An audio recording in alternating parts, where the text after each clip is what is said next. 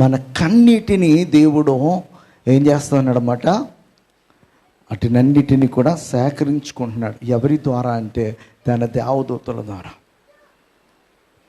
మన కాచే ప్రతి కన్నీటిని ఆయన లెక్కిస్తూ ఉన్నాడు. ఈ రోజున నువ్వు కాచిన కన్నీటికి బదులు రాలేదని చెప్పేసి నిరుత్సాహపడవలసిన అవసరం లేదు. సమయం వచ్చినప్పుడు దేవుడు ఏం చేస్తాడనమాట, ఖచ్చితంగా నీ ప్రార్థనకు ఆయన ఆన్సర్ ఇస్తాడు. అందుకే ఎస్తేరు గ్రంథాన్ని మన బైబిల్ గ్రంథంలో పెట్టాడు దేవుడు. ఎస్తేరు గ్రంథాన్ని, ఎస్తేరు గ్రంథంలో ఇద్దరు గేటు కాపర్లు రాజుగారిని చంపాలని చెప్పేసి ఆలోచన చేశారు. ఆలోచన చేసినప్పుడు ఈ విషయము మొర్దెకై తెలుసుకుని ఈ ఇన్ఫర్మేషన్ ఎవరికి అందించాడన్నమాట, రాణి అయినటువంటి ఎస్తేరు.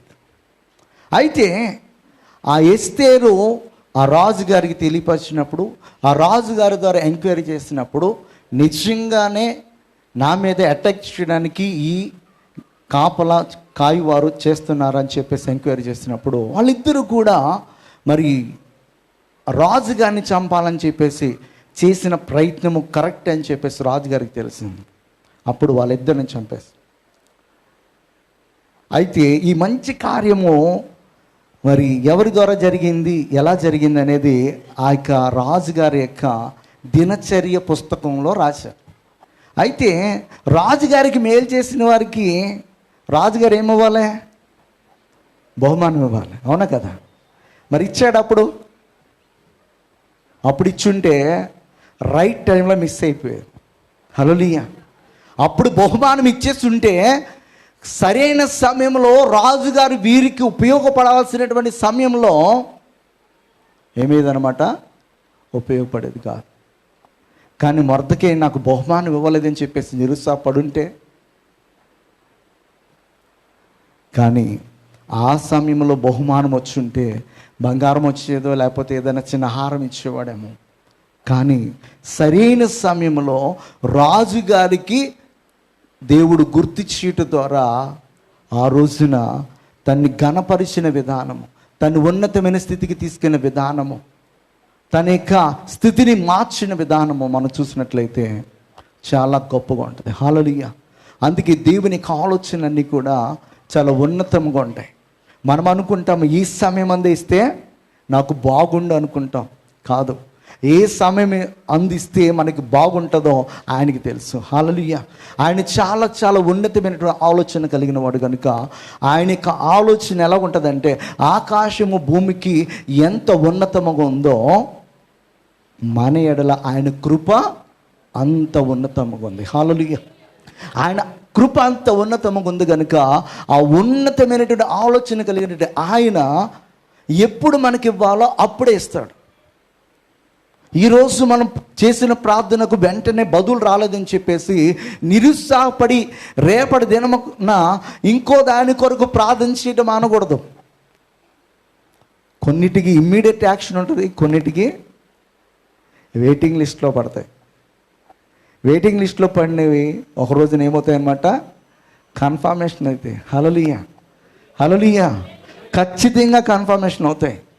అయితే ఆ రోజు వరకు కూడా మనం ఏం చేయాలన్నమాట, ఎదురు చూడాలి. 12:4 హోషేయ అతడు దూతతో పోరాడి జయమొందెను. అతడు కన్నీరు విడిచి అతని బ్రతిమాలెను.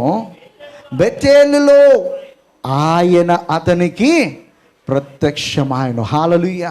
హల్లెలూయా. హెబ్రోనులో ఎవరున్నారన్నమాట, ఎవరున్నారు?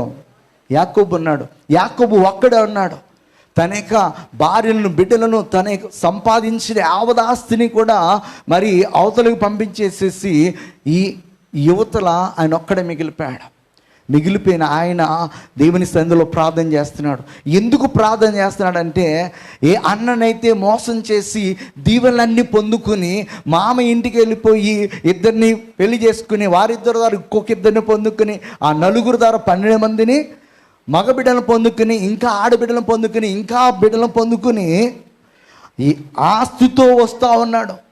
కానీ మోసం చేసినటువంటి అన్న ఎదురు పడితే నా బ్రతికి ఏమవుతుంది అని చెప్పేసి భయంతో దేవుని సన్నిధిలో కన్నీరు కారుస్తాను. దేవుని సన్నిధిలో కన్నీరు కారుస్తాను. ఆ కన్నీరు కారుస్తున్నటువంటి యాకోబుకి ఎవరి ప్రత్యక్షత కలిగిందన్నమాట? దేవుని యొక్క ప్రత్యక్షత కలిగింది. హల్లెలూయా. దేవుడు మరి ఒంటరిగా తండ్రి ఇంటి నుంచి వెళ్ళిపోతున్నప్పుడు బెతేలులో దర్శించాడు, అక్కడి నుంచి వస్తున్నప్పుడు హెబ్రోనులో దర్శించాడు, మరి కానాను దేశంలో ఉంటున్నప్పుడు అక్కడి నుంచి మరి కుమారుడైనటువంటి యోసేపు దగ్గరికి ఐగుప్తు దేశానికి వెళ్ళడానికి ఆ రోజును కూడా దేవుడు దర్శించాడు అతను. హల్లెలూయా. ఒక మనిషిని దేవుడు అనేక మార్లు దర్శించడానికి గల కారణం ఏంటంటే ఆ మనిషిలో ఉన్నటువంటి ప్రార్థన జీవితం. హల్లెలూయా. యాకోబు ప్రార్థన చేయడం మొదలు పెడితే దేవుడు తన్ని ఆశీర్వదించేంత వరకు, దేవుడు తన ప్రార్థనకు బదులిచ్చేంత వరకు కూడా విడిచిపెట్టే మనస్తత్వము లేదనమాట. ఒక అరగంట ప్రార్థన చేసి వదిలేసే మనస్తత్వం కాదనమాట. మొదలు పెట్టాడంటే ఖచ్చితంగా ఏం జరగాలన్నమాట? తను దేనికోసమైతే ప్రార్థన చేస్తున్నాడో అది తను పొందుకునేంత వరకు కూడా దేవుని సన్నిధిలో కన్నీరు కాచడం. హల్లెలూయా. కన్నీరు కారుస్తున్నటువంటి తనని దేవుడు దర్శించాడు. అక్కడ ఆ మాట ఎందుకు రాయబడిందంటే ఎవరి గురించి రాయబడలేదు, ఏ మనుషుని గురించి రాయబడలేదు, ఏ భక్తుని గురించి రాయబడలేదు. దేవునితోనూ దేవుని దూతతోనూ పోరాడి జయమొందాడు. హల్లెలూయా. నిజంగా మనుషుల మీద మనము దేవునితో పోరాడి జయమొందగలమా? ఏ విషయంలో జయం పొందాడంటే తను అనుకున్నది తను సాధించేంత వరకు కూడా దేవుణ్ణి విడిచిపెట్టాల. హల్లెలూయా. దేవుని సన్నిధిలో దేని కొరకైతే నువ్వు ప్రార్థన చేయడం ఆరంభించావో అది నువ్వు పొందుకునేంత వరకు కూడా నువ్వు కన్నీరు కారుస్తూనే ఉండాలి, దేవుని అడుగుతూనే ఉండాలి, విడిచిపెట్టకూడదు. అలా రాత్రంతా కూడా పెనుగులాడాడు కనుక యాకోబు యొక్క జీవితము మారిపోయాడు. ఇక యాకోబు కాదయా నీ పేరు ఇశ్రాయేలు. ఆశీర్వాదం. ఇక ముందు నిన్నెవడు కూడా మోసగాడంటే నేను ఒప్పుకోను. హల్లెలూయా. దేవుడు ఏమంటాడంటే ఇక ముందు ఎవడైనా నిన్ను మోసగాడంటే నేను ఒప్పుకోను. ఇక ముందు నీవు ఆశీర్వదింపబడిన జనాంగం. హల్లెలూయా. ఒక్క రాత్రి కన్నీటి ప్రార్థన తన బ్రతుకుని ఏం చేసిందనమాట? చాలా చాలా ఇదిగా మార్చేస్తుంది. అంటే మన బ్రతుకులు ఇంకా కూడా లోకానుసారంగా ఉండిపోతున్నాయి. ఇంకొన్ని దేవుని యొక్క ప్రత్యక్షతను చూడకోకుండా దేవుడు మనల్ని స్పెషల్ నేమ్తో పిలవాలని ఆయన అనుకుంటున్నప్పటికీ కూడా ఆ పేరు మనకి వినపడట్లేదంటే ఆయన దర్శనం కొరకు మనం దేవుని సన్నిధిలో కనిపెట్టట్లే. హల్లెలూయా. హల్లెలూయా. యాకోబు పేరు మరి వాళ్ళ అమ్మా నాన్న పెట్టినటువంటి పేరు ఇశ్రాయేలు కాదు, యాకోబే. కానీ దేవుడు పెట్టిన పేరు ఇశ్రాయేలు. మనందరికీ కూడా దేవుడు ఒక పేరుతో పిలవాలని ఆశపడుతున్నాడు. హల్లెలూయా. హల్లెలూయా. ఇక్కడ కూర్చున్న ప్రతి ఒక్కరితో కూడా దేవుడు పిలవాలని ఆశపడుతున్నాడు. మనం దేవుని సన్నిధిలో మనము అలా కనిపెడుతున్నప్పుడు, అలా ప్రార్థన చేస్తున్నప్పుడు దేవునికి ఒక పేరుంది. మనం కలుగు చేస్తున్నప్పుడు, మన తల్లి గర్భంలో నిర్మించబడుతున్నప్పుడు దేవుడు ఆయన యొక్క ఆలోచన తగినట్లుగా నిర్మించుకుని మనకు పేరు పెట్టుకున్నాడు. హల్లెలూయా. గిద్యోను లాగానే కనబడుతున్నాడు. కానీ గిద్యోనులో ఎవరున్నారన్నమాట? పరాక్రమ కలిగిన బలాఢ్యుడు ఉన్నాడు. పరాక్రమ కలిగిన బలాఢ్యుడు అని పిలిస్తే ఆయన చుట్టూ చూసుకున్నాడు, ఎవరు లేరే. దేవుడు పిలుస్తుంది ఎవరన్నమాట? గిద్యోన్నే పిలుస్తున్నాడు, పరాక్రమ కలిగిన బలాఢ్యుడు అని. హల్లెలూయా. తన తల్లి గర్భంలో రూపింపబడుతున్నప్పుడు, తను పుట్టి పెరిగినప్పుడు, తన యొక్క జీవిత విధానం చూసినప్పుడు తను నిషేధింపబడిన వాడుకున్నాడు. ఎందుకు పనికిరానటువంటి వాడుకున్నాడు.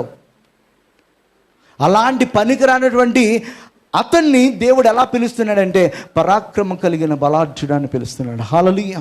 హల్లెలూయా.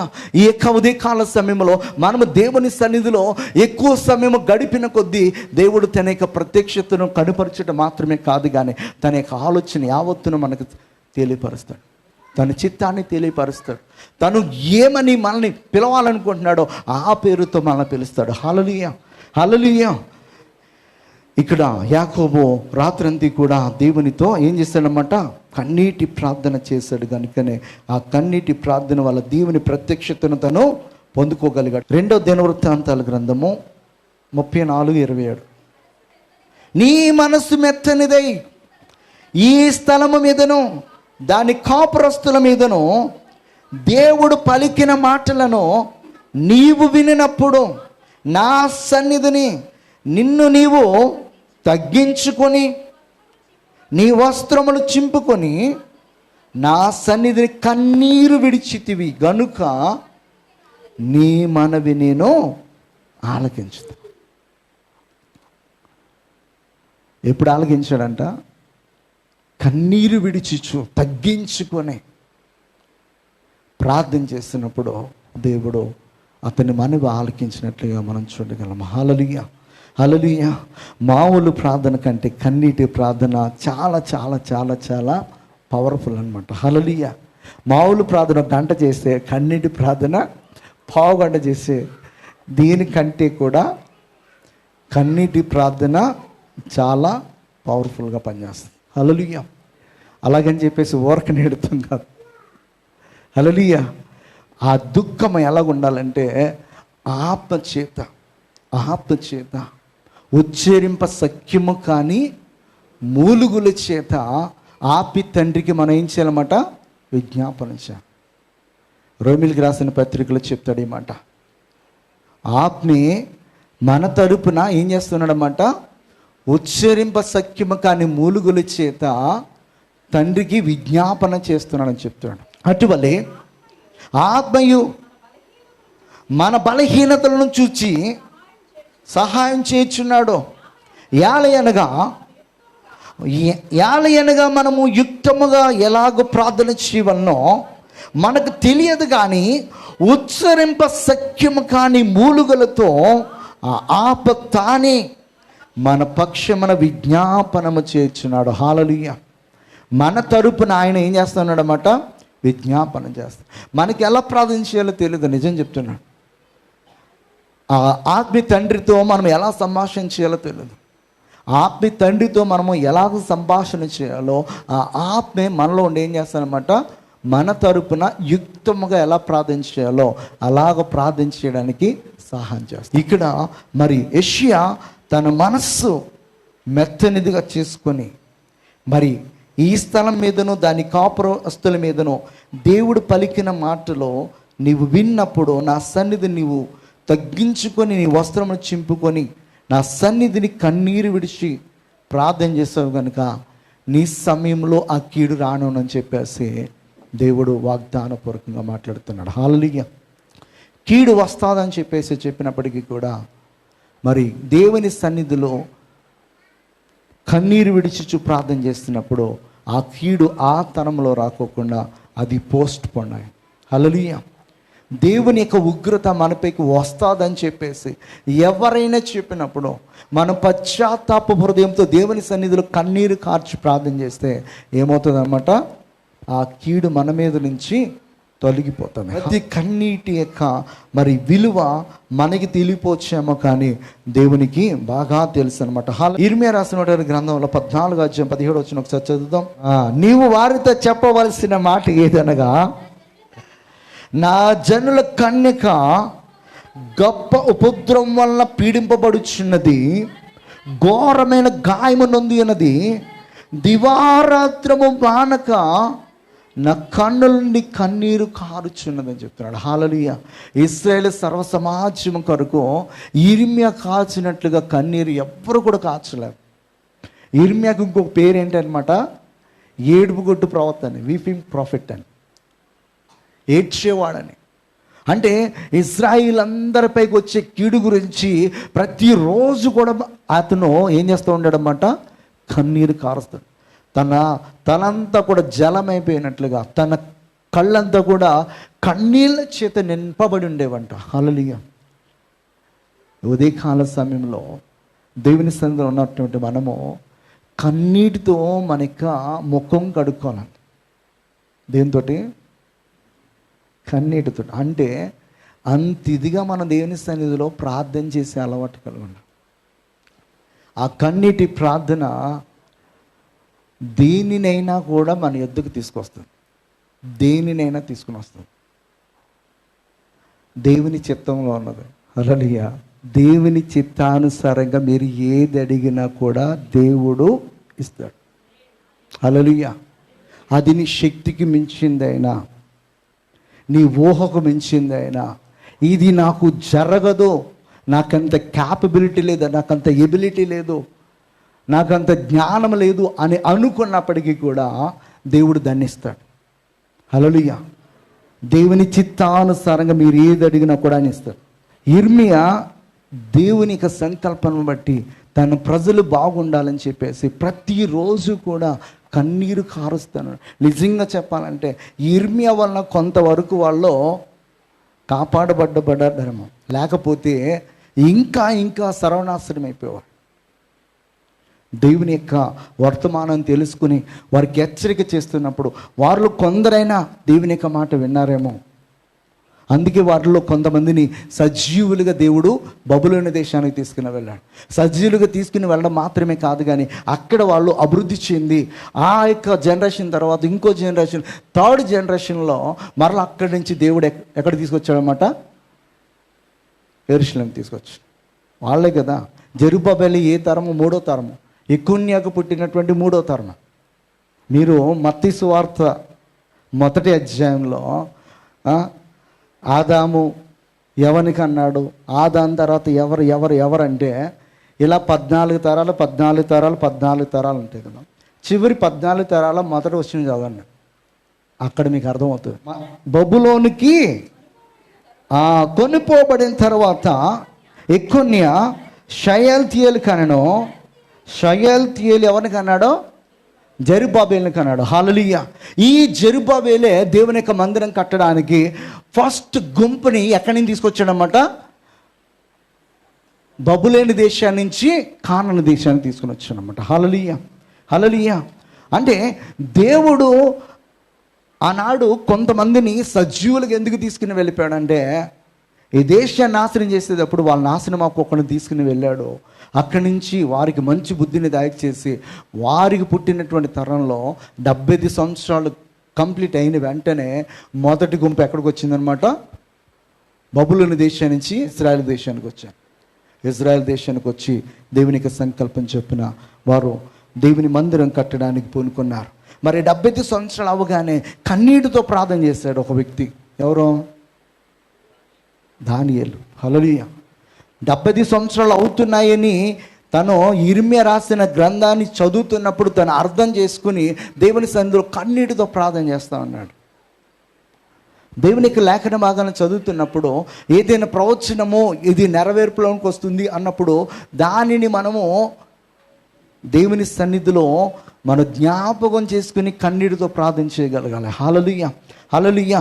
వాగ్దానాలు పొందుకోవడానికి కన్నీరు కార్చాలి. మన కుటుంబం కొరకు కన్నీరు కార్చాలి. మన సంఘం కొరకు కన్నీరు కార్చాలి. ఈ లోకంలో ఉన్నటువంటి అన్ని జనుల కొరకు కన్నీరు కార్చాలి. ఈ లోకంలో ఉన్నటువంటి వాతావరణ పరిస్థితులు బాగుండాలని చెప్పేసి కన్నీరు కార్చాలి. ఈ లోకంలో మంచి అధికారులు మనకు కావాలని చెప్పేసి కన్నీరు కార్చాలి. మంచి రాజకీయ నాయకులు మనకు కావాలని చెప్పేసి కన్నీరు కార్చాలి.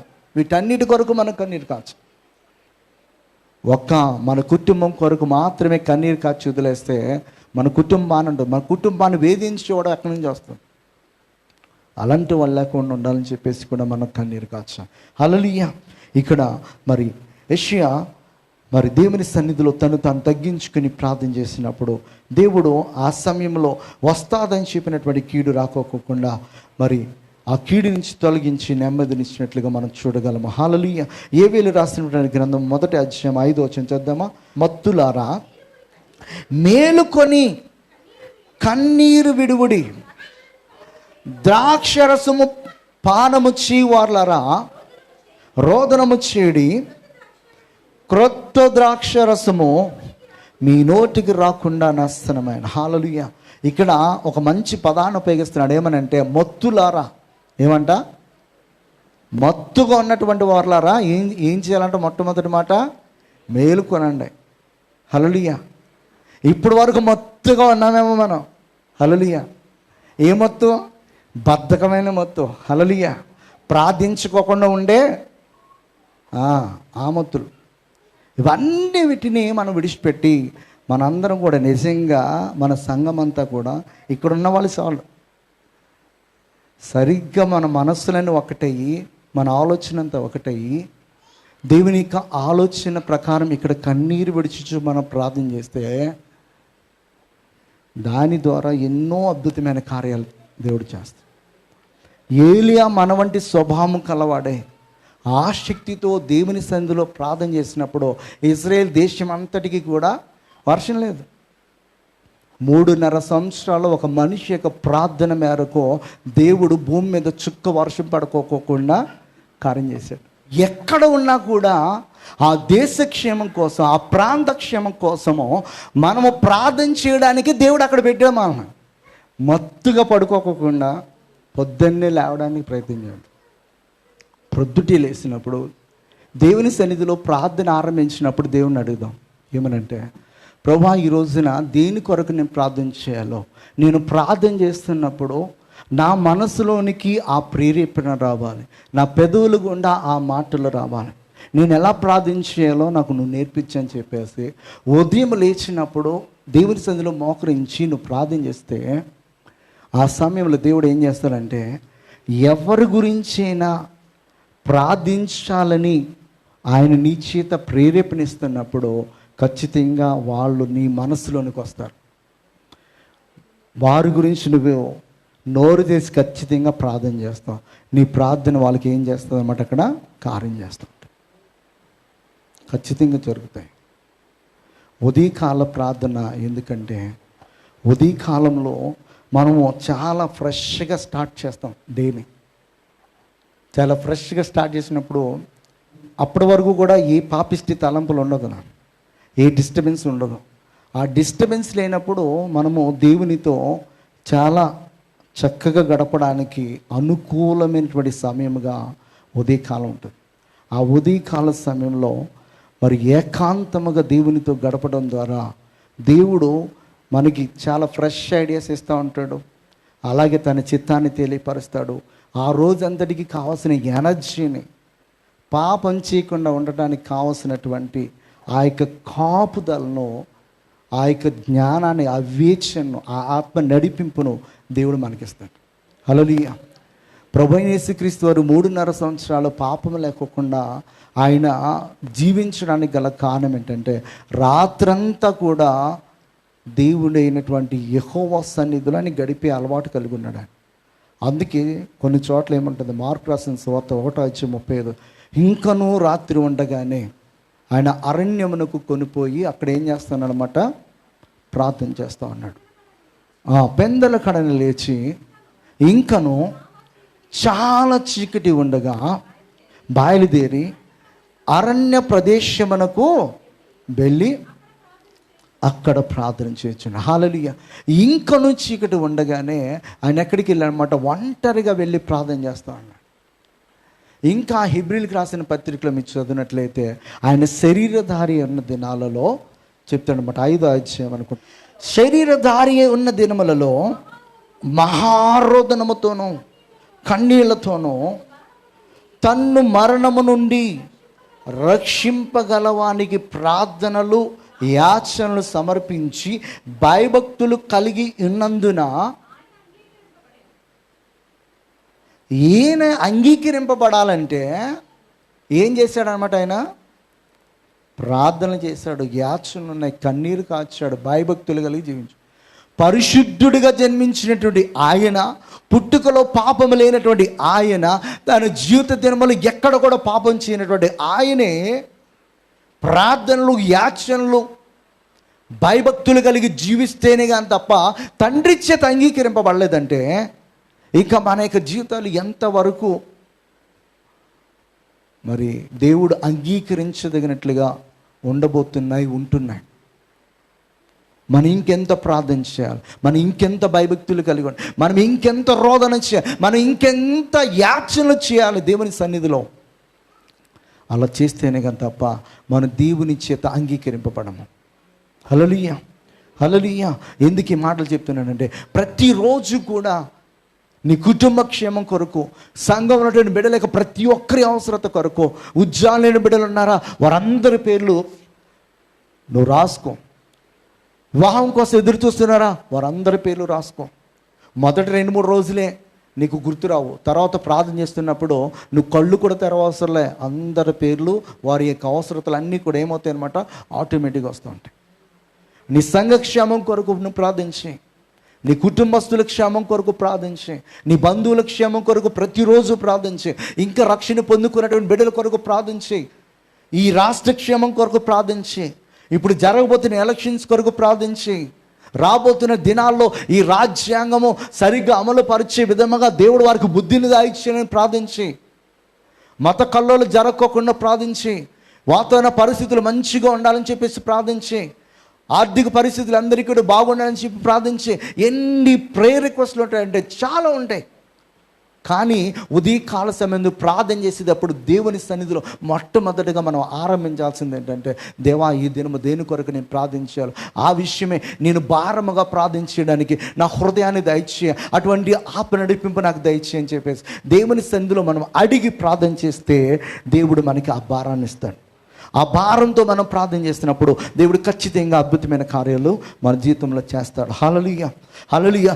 ప్రార్థన చేసి గనుక ఒక్కసారి వీక్ అవడం మొదలు పెడితే స్లోగా మనకి తెలియకోకుండానే మన ఎద్దుకు వచ్చిన ఆశీర్వాదాలన్నీ కూడా వెనక్కి వెళ్ళిపోతా ఉంటాయి. ఎందుకు ఈ మాటలు చెప్తానంటే, ప్రార్థన వల్ల నీ ప్రాకారం కట్టబడుతుంది. ప్రార్థన వల్ల శత్రువైన వాడు లోపలికి రాడు. ప్రార్థన వల్ల మరి పయనించి రావాల్సిన ఆశీర్వాదాలన్నీ కూడా నీ ఎద్దుకు వస్తాయి. ఒకరోజు ప్రార్థన మానేస్తే ఎఫెక్ట్ తెలియదు, కానీ అదే కంటిన్యూ చేస్తే కొద్ది రోజులు ఖచ్చితంగా ఆ ఎఫెక్ట్ అనేది తెలుస్తుంది. ఈరోజు బాగా తినేసాం, ఒక్కరోజు తినకపోతే పెద్ద ఎఫెక్ట్ తెలుస్తుందా? అలాగే కొన్ని రోజులు తినకోకుండా ఉంటే జాయిగా కాలు చెయ్య పొట్ట ఇవన్నీ తగ్గుకుంటూ వస్తాయి. హల్లెలూయా. ఒక రోజుకి తేడా తెలుస్తుంది మనుషులో. ఏంటి చిక్కిపోతున్నావు, సరిగ్గా తినట్లేదా అని చెప్పేసి అడుగుతారు లోపల వచ్చి. ఇది భౌతికంగా. ఆత్మికంగా కూడా సేమ్ అదే పొజిషన్ అండి. ఒక్కరోజు మనం ప్రార్థన మానేస్తే తేడా తెలియదు, కానీ అదే కంటిన్యూ చేస్తే కొద్ది రోజులకి ఖచ్చితంగా తేడా తెలుస్తుంది అనమాట. మరి అటు విధంగా మనం వండుకోకుండా ప్రతిరోజు కూడా కన్నీటితో దేవుని సన్నిధిలో ప్రార్థన చేయడం ద్వారా దేవుడు అనేకమైన కార్యాలు మన జీవితంలో చేస్తాడు. యాకోబు రాసిన పత్రిక 4:8-9 చదవండి. దేవుని యొద్దకు రండి, అప్పుడు ఆయన మీ యొద్దకు వచ్చును. పాపులారా, మీ చేతులను శుభ్రపరచుకొనుడి. దీమనస్కులారా, మీ హృదయములను పరిశుద్ధపరచుకొనుడి. వ్యాకులపడుడి, దుఃఖపడుడి, ఏడువుడి. మీ నవ్వు దుఃఖమునకును, మీ ఆనందమును చింతకునకు మార్చుకొనుడి. హల్లెలూయా. ఇక్కడ చెప్తున్నాడు యాకోబు, చాలా స్పష్టంగా చెప్తున్నాడు. మొట్టమొదటిగా ఎక్కడ రావాలన్నమాట? దేవుని ఎద్దుకు రావాలి. వచ్చి ఏం చేయాలంట? ఆయన మన ఎద్దుకు వస్తాడు. పాపులారా, మీ చేతులను ఏం చేయాలంటున్నాడు? శుభ్రం చేసుకోవాలి. దేవుడు మనతో మాట్లాడాలంటే మన దేవుని సన్నిధానికి వచ్చి కడుక్కోకుండా ప్రార్థించకూడదనమాట. కడుక్కోకుండా అంటే మనం దేని ద్వారా పాపం చేశాము? చూపు ద్వారా, తలంపు ద్వారా, మాట ద్వారా, నాలుక ద్వారా, వేటి ద్వారా పాపం చేస్తామో వాటిని అన్నిటినీ ఒప్పుకొని దేవుని సన్నిధిలో పశ్చాత్తాపపడి ఆ పాపాన్ని విడిచిపెట్టి కన్నీటితో కడుక్కొని దేవుని సన్నిధిలో మనము గడుపుతున్నప్పుడు అప్పుడు వస్తాడనమాట. హల్లెలూయా. మన ఆత్మ పరిశుద్ధంగా కనపడేలాగన, పవిత్రంగా ఉండేలాగన మనం దేవుని సన్నిధిలో పశ్చాత్తాపపడి ప్రార్థన చేస్తున్నప్పుడు, దాన్ని కడుక్కున్నప్పుడు మనము ఎలా మారుతామంటే దేవునికి పరిమళాలు వెదజల్లే వరంగా మారుతాం. అప్పుడు దేవుడు మనతో మాట్లాడడానికి ఇష్టపడతాడు, మన ఎద్దుకు రావడానికి ఇష్టపడతాడు. మన సొంత ఫ్రెండ్ అయినా, సొంత వాళ్ళైనా, రక్త సంబంధికులైనా, వాళ్ళు ఏదైనా బురదలో పనిచేసి వచ్చారంటే వాళ్ళ దగ్గరికి మనం వెళ్ళాం. ఎప్పటి వరకు అంటే వాళ్ళు మరలా నీట్గా తయారయ్యి మన దగ్గరికి వచ్చేంత వరకు. దేవుడు మన ఎద్దుకు రావాలంటే మనం మన ఆత్మలో కపటం లేని వారంగా, పరిశుద్ధముగా, పవిత్రముగా దేవునికి మనము ఇష్టమైన రీతిగా మరల్చబడినప్పుడు దేవుడు మన ఎద్దుకు వస్తాడు. ఇక్కడ యాకోబు స్ట్రైట్గా అని చెప్తున్నాడు, అప్పుడు ఆయన మీ వద్దకు వచ్చును. పాపులారా మీ చేతులను శుభ్రం చేసుకొనుడి, మనష్కులారా మీ హృదయములను పరిశుద్ధపరచుకొని వ్యాకుల పడండి, దుఃఖపడండి, ఏడవండి, మీ నవ్వు దుఃఖమునకు మీ ఆనందం చింతకు మార్చుకొనడి అని చెప్పేసి చాలా స్పష్టంగా చెప్తున్నాడు. హల్లెలూయా. ఎందుకు ఈ మాట నేను చెప్తున్నా అంటే, మన ప్రార్థన ద్వారా దేవుడు మరి గొప్ప కార్యాలు చేయాలన్నా, పోయిన వాటిని మరలా తిరిగి తెచ్చుకోవాలన్నా, అయిపోయిందిరా బాబు నా పని అనుకున్నది మరలా ఆరంభం అవ్వాలన్నా, దానికి అంతటికి కూడా కారణం ఏంటనమాట? ప్రార్థన. హల్లెలూయా, హల్లెలూయా. ప్రార్థన వల్లనే మన పయనం. హల్లెలూయా. ప్రార్థన లేనిదే మనకి పరాజయం. హల్లెలూయా, హల్లెలూయా. మరి ప్రపంచ స్వార్థికుడైనటువంటి బిల్లీ గ్రాహం గారు కూడా ఆయన మరి స్వార్థకు ఇంత ప్రబలం అవ్వడానికి కారణం ఏంటి అని చెప్పేసి ఆయన అడిగినప్పుడు, మరి కొన్ని సీక్రెట్స్ చెప్పండి మాకంటే, సీక్రెట్ 1 ప్రార్థన, సీక్రెట్ 2 ప్రార్థన, సీక్రెట్ 3 ప్రార్థనే. హల్లెలూయా. ఆ సీక్రెట్ అంతా ఏం లేదు, ప్రార్థనే. ఇన్ని లక్షల ముందు నేను నిలబడడానికి ప్రార్థనే, ఇన్ని లక్షల ఆత్మలను దేవుని కొరకు సంపాదించుట అనేది ప్రార్థనే, ఇన్ని సంవత్సరాలు బ్రతికగలగానంటే ప్రార్థనే, ఇంత ఎనర్జెటిక్గా పనిచేస్తున్నానంటే ప్రార్థనే, ఇంత కృప నా మీదకి వచ్చిందంటే ప్రార్థనే. హల్లెలూయా, హల్లెలూయా. అంటే ప్రార్థన ఎంత ప్రాముఖ్యమైనదో ఆలోచించండి. హల్లెలూయా. ఎందుకు చెప్తున్నా అంటే, మన సంఘంలో చాలా చాలా అవసరం ప్రార్థన. యవనస్తులందరూ కూడా నిజంగా కన్నీరు కాస్తే మన యొక్క సంఘం ద్వారా ఇప్పుడు జరిగే పరిచయం ఇంకా ఇంకా అభివృద్ధి చెందటం మాత్రమే కాదు, కానీ ఈ దేశాన్ని కదిలించగలిగే కృప దేవుడు మనకిస్తాడు. హల్లెలూయా. ఒక ఏలియాకు ఒక దేశాన్ని ఇస్తే మరి ఇక్కడ ఎంతమంది ఏలియాలు ఉండాలి? హల్లెలూయా, హల్లెలూయా, హల్లెలూయా. మరి అట్టి విధంగా దేవుడు గొప్ప కార్యాలు చేయడం మన ప్రార్థన ద్వారా చేస్తాడు. అందరూ కూడా ఆయన దృష్టికి ఒక్కలాగానే కనపడుతున్నాం, అందరూ సమానులే. ఏలియా ఒకటి ప్రార్థన చేస్తే ఏలియా ప్రార్థన ఆలకిస్తాను, మిగతా వాళ్ళు ప్రార్థన ఆలకించని చెప్పేసి దేవుడు ఎక్కడ చెప్పట్లే. ఏలియా వలె మనం కూడా ప్రార్థన చేస్తే, సమూయేలు వలె మనం కూడా ప్రార్థన చేస్తే, మోషే వలె మనం కూడా ప్రార్థన చేస్తే, యేసుక్రీస్తు వలె మనం కూడా ప్రార్థన చేస్తే, పంపబడిన అపోస్తల వలె మనం కూడా ప్రార్థన చేస్తే, వాడిని ఎలాగైతే ఘనముగా వాడుకున్నాడో దేవుడు మనల్ని కూడా అంతే ఘనముగా వాడుకుంటాడు. హల్లెలూయా, హల్లెలూయా. అయిపోయింది అన్నది కూడా మరలా తిరిగి తెచ్చుకోగలిగే కెపాసిటీ దేనికి ఉందన్నమాట? ప్రార్థనకు ఉంది. హల్లెలూయా. హిజ్కియా జీవితం అయిపోయింది అని ప్రవక్త చెప్తున్నాడు, కానీ హిజ్కియా గోడ వైపు తిరిగి ప్రార్థన చేస్తే ఇంకా అవ్వలేదు, ఇంకా 15 సంవత్సరాల ఆయుష్కాలం ఉందని చెప్పి దేవుడు అయిపోయింది అనుకున్న చోట ఆరంభమయ్యేటట్లు చేస్తాడు 15 సంవత్సరాలు. హల్లెలూయా, హల్లెలూయా. ఎందుకు ఈ మాటలు చెప్తున్నానంటే, అయిపోయిందని ఎవరైనా నీ గురించి అంటే అది ఆరంభముగా నువ్వు చేసుకోగలగాలి. హల్లెలూయా. దేవుడు నీ యొక్క ప్రార్థన ఆలకించి నీకు సమాధానం ఇస్తాడు ఆయన. కానీ నువ్వు చేయాల్సింది ఏంటంటే, నీ చేతులు శుభ్రం చేసుకోవాలి, నీ హృదయాన్ని శుభ్రం చేసుకోవాలి, నీకు 2 విధాల తలంపులోంచి నువ్వు బయటికి రావాలి.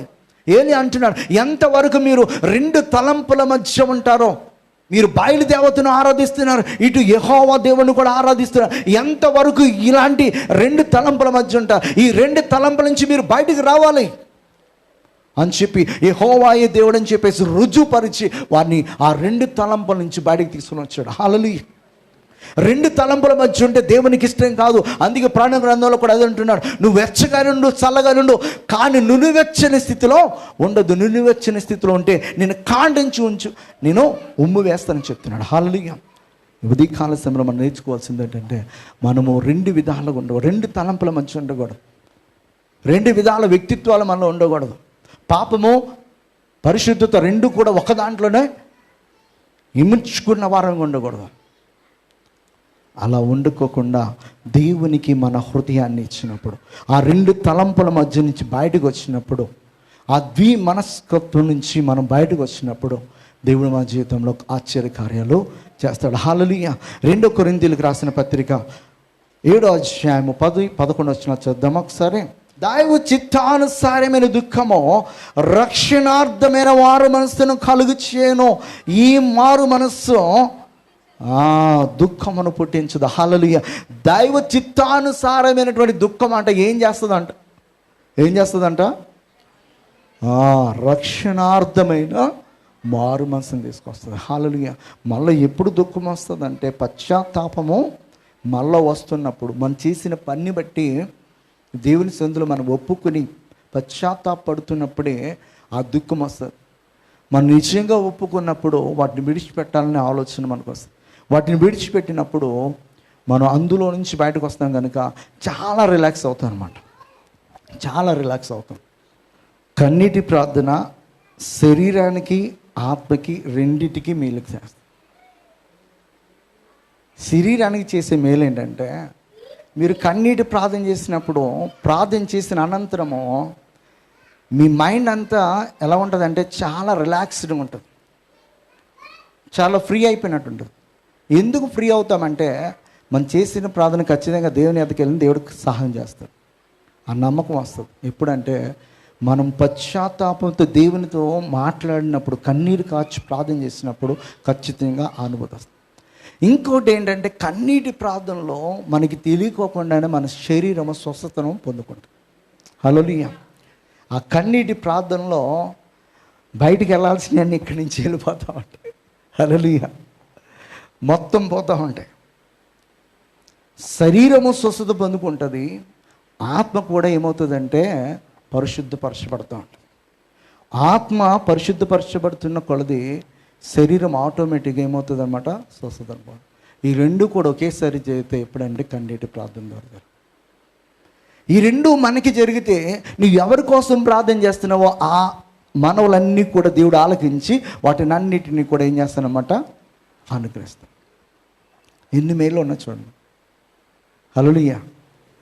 రోజు ఒక్కసారైనా కన్నీటి ప్రార్థన చేయడానికి ఏం చేయాలి, ప్రార్థన చేయాలి. కఠినంగా ఉన్న మొక్కలైనా సేపు ఆడవడానికి ప్రయత్నం చేద్దాం.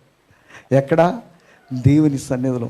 దేవుని సన్నిధిలో ఏడిస్తే మనుషుల ముందు ఏడ్చే పరిస్థితి దేవుడు రానివ్వడు. హల్లెలూయా. హల్లెలూయా. అది మనుషుల ముందు ఏడ్చామనుకో, దేవుడు ముందు ఎప్పటికీ కూడా ఏడ్చే మనస్సు కూడా రాదు.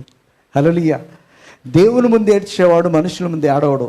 మనుషుల ముందు ఏడుస్తున్నాడంటే వాడికి అలవాటు ఏం లేదనమాట, ఏం లేదు, దేవుని ముందు ఏడ్చే అలవాటు లేదు వాడికి. హల్లెలూయా. హల్లెలూయా. ఇంకొక మాట 126 కీర్తనలో 5వ వచనం చెప్తాడు, కన్నీళ్ళు విడిచి విత్తువాడు సంతోషంతో ఏం చేస్తాడంట, పండుగకి వస్తాడు. హల్లెలూయా. కనుక కన్నీటి ప్రార్థన మనకి ఎన్ని మేలుని తెస్తుందంటే, దేవుని ప్రత్యక్షతను మనకి కనుపరుస్తుంది. రెండోదిగా మనం చూస్తున్నట్లయితే కన్నీటి ప్రార్థన వ్యర్థముగా పోకుండా దేవుని యొద్ద నుంచి ఏం తీసుకొస్తుంది అనమాట, సమాధానం తీసుకొని వస్తుంది. కన్నీటి ప్రార్థన పోయింది అనుకున్న దాన్ని కూడా మరలా ఏం చేస్తుంది అనమాట, తిరిగి తీసుకుని వస్తుంది. హల్లెలూయా. కన్నీటి ప్రార్థన ద్వారా మన హృదయము కంప్లీట్గా ఏమవుతుంది అనమాట, మార్పు చెందుతూ ఉంటుంది. హల్లెలూయా. కన్నీటి ప్రార్థన మన జీవితానికి సంతోషాన్ని తీసుకుని వస్తుంది. హల్లెలూయా. హల్లెలూయా. ఇవి ఆత్మికంగా అంటే శరీరానుసారంగా ఇంకా చాలా బెనిఫిట్స్ అనేవి కన్నీటి ప్రార్థనలో ఉన్నాయి. హల్లెలూయా. కన్నీరు కాచి నువ్వు దేన్నైతే అడుగుతున్నావో, అది ఉద్యోగ విషయమా, నీ వివాహ విషయమా, గర్భఫల విషయమా, ఇంకా ఏదైనా కొనాలని ఆశపెడుతూ దేవుని అడుగుతున్నావా, దేవుడు ఖచ్చితంగా ఒక రోజున ఇస్తాడు. ఖచ్చితంగా ఇస్తాడు. రాసి పెట్టుకో, జరుగుతుంది ఖచ్చితంగా.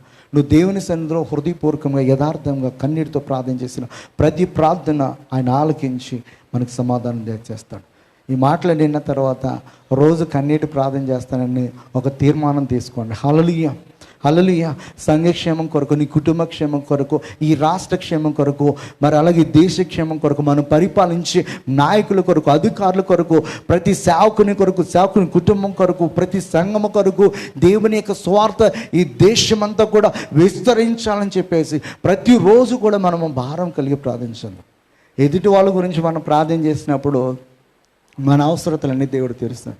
మా కోసం మేము చేసుకునే ప్రార్థన ఎంత ఉంటుందో తెలుసా, 2 సెకండ్లో 3 సెకండ్లో ఉంటుంది. మా కోసం మేము చేసుకున్న ప్రార్థన ఒక్కో రోజైతే గుర్తే ఉండదు. మేము వేరే వాళ్ళ కోసమే ప్రార్థన చేస్తాం ప్రతిరోజు కూడా. మాకు అదే అలవాటు. దేవుడు నాకు నేర్పించిందే అది.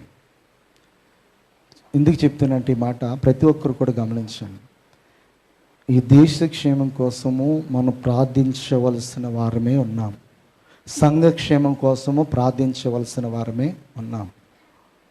అన్ని విషయాల కొరకు మనం ప్రార్థించబద్దులమే ఉన్నాం.